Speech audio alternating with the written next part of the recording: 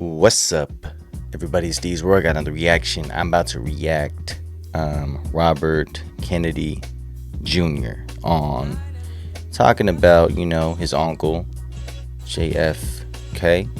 About, I don't know, they're talking about right there on Joe Rogan podcast. So check it out. I got someone just asked me to watch it. It's really interesting. So yeah, so let's go straight into it then. I love watching some stuff, if you got some information or if it's interesting, best way to do it. Best way, if you have something cool that maybe I should check it out, and if it's really interesting, heck yeah, man, just hit me right there in the comments and I'll watch it, man, for real. So let's go straight into this now. Y'all ready?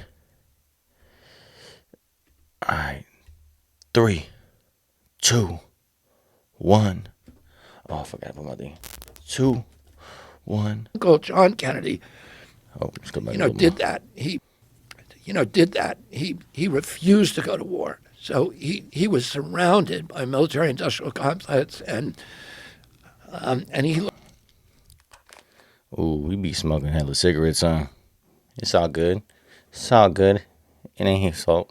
And very early and an intelligence apparatus that he realized early on that the purpose of the CIA and the intelligence apparatus was to create a constant pipeline of new wars for the military-industrial complex. 3 days before he took the oath of office, Eisenhower, who was the outgoing president, gave what is probably the most important speech in American history, which was, where he warned against the military-industrial complex. I was at my uncle's inauguration. I was in Washington that day as a 6-year-old boy.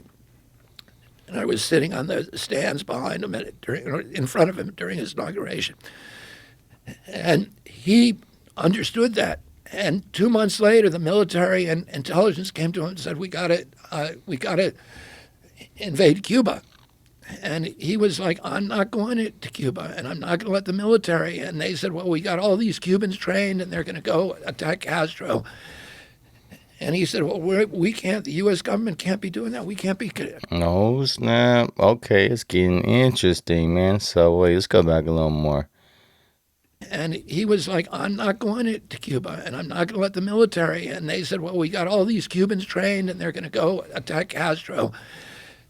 And he said, well, we can't, the U.S. government can't be doing that. We can't be attacking. I don't like what Castro's doing down there, but it's not the United States' job to dictate what kind of governments other countries have. And they Ooh, man. Okay.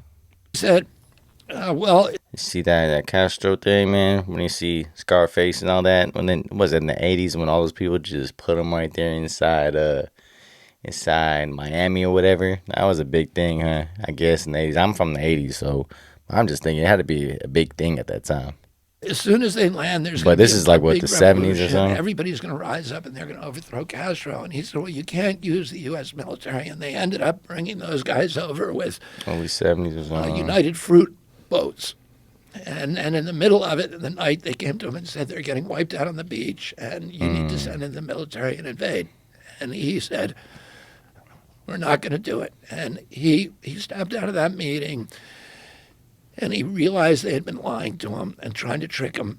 And he said, I want to take the CIA and shatter it into 1,000 pieces and scatter it to the winds. Oh, corrupt, huh?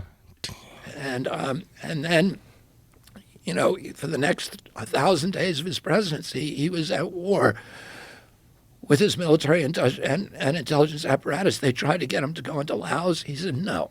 They tried to get him to go. Damn, wait, so is this already on the documents where people know this kind of stuff? Because, man, I mean, of course, they don't talk about this kind of stuff in school and stuff, like this. But if he's really saying this, man, it's going to be probably very, very look bad for them. And then it's going to look, the corrupt side is going to be trying to put him down or something like that, man. Snap. Go into Vietnam with combat troops. They said that we need 250,000 combat troops. He refused. Everybody around him wanted him to go into Vietnam. He sent 16,000 military advisors has fewer people than he sent to get James Meredith into Ole Miss in Jackson, Mississippi, to get one black man into school. He sent fewer in Vietnam. They weren't allowed to fight. Many of them did. They violated the rules of engagement. In October of 1963, he heard that some of his Green Berets had been killed over there. And he said, I want a total casualty list from Vietnam. And his aide came to him and said, 75 Americans have died. And he said, that's too many. And Hell yeah. And plus, a lot of people didn't.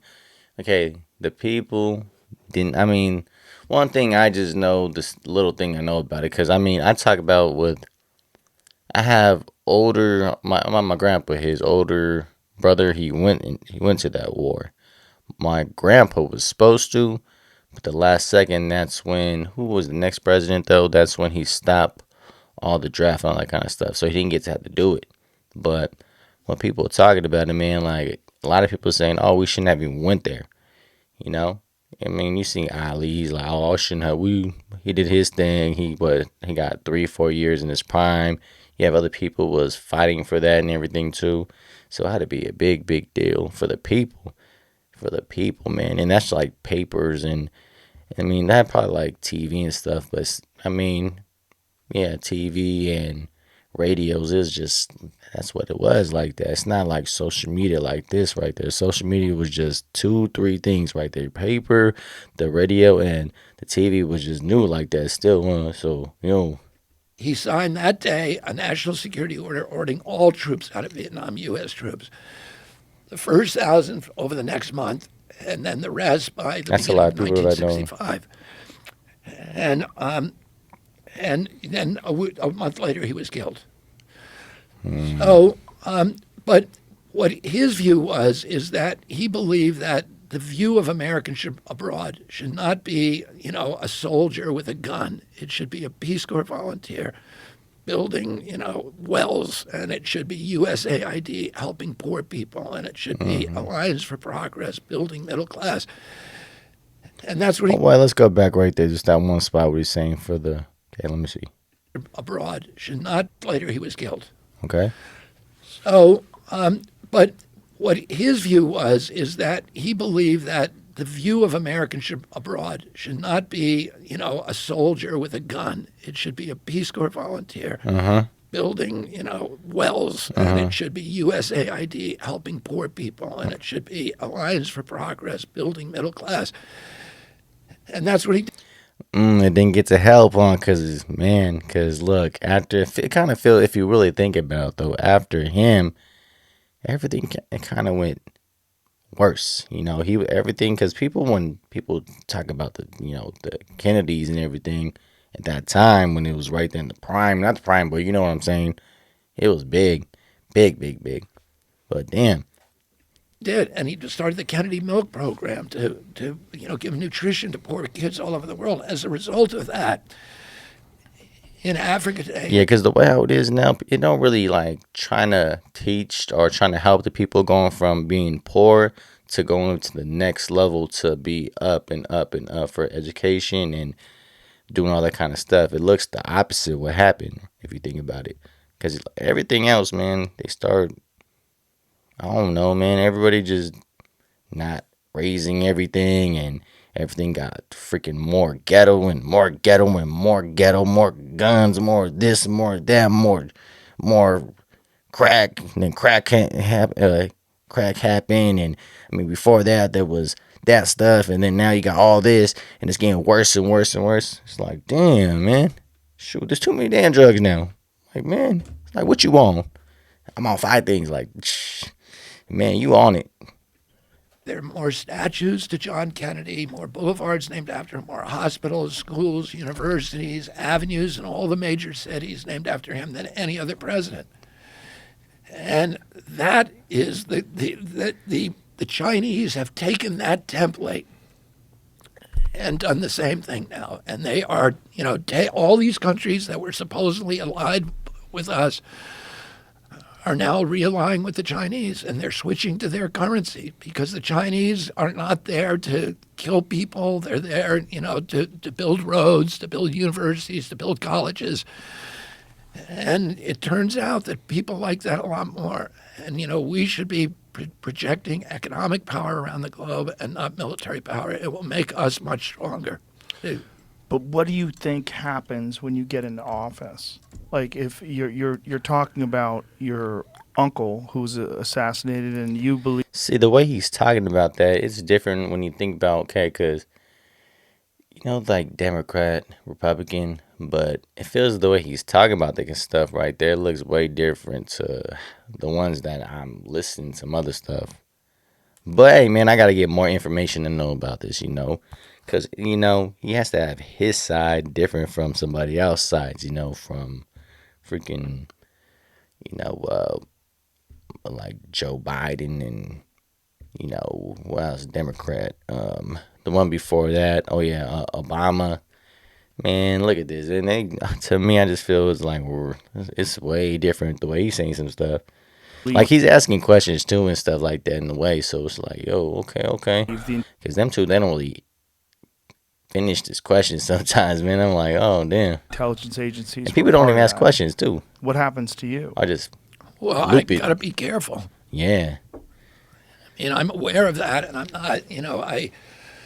I'm aware of that danger, and I don't live in fear of it, at all. But I'm not stupid about it, and I take precautions. Snap. Interesting. Whoever gets it to this right here, that was a good one. Very, very, very interesting, man. Ah, man. Whew. I just got to get this more information, and try to get more and more and more. Okay, because one thing that I know as you're growing up, you can get the most information you want, and you probably don't know everything still. So you got to just keep getting more and more and more. The only thing that sucks for me is my thinking. I think cool, but it's different from my brain injury thing. But for reading and writing, it kind of don't really hit it like that. It's better to watch like on this and like some kind of clips like this, or if somebody else read it to me. I could read though, but I can't read like I used to ever since my injury. But I still can. It took me freaking years to do that stuff. But yeah, if you guys see some other stuff like this, that's dope. Hit me up right there in the comments, man. Now, what do you think about this? Do you agree? Do you like that, or whatever right here? Or you think it's gonna look bad for some other people, the other sides? That's gonna be some haters about it. Looks like it will, huh? All right, man. Comment. All right, like, subscribe, show love. All right, like.